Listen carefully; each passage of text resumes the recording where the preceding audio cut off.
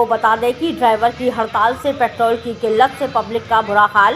शाहजहांपुर के एक नामचीन पेट्रोल पंप बंद, लाल इमली चौराहा पेट्रोल पंप खुला हुआ है, तेल भी मिल रहा है। मजेस्टिक पेट्रोल पंप खुला है तो आम जनता को थोड़ी राहत देखिए। Bureau report, AP24 news.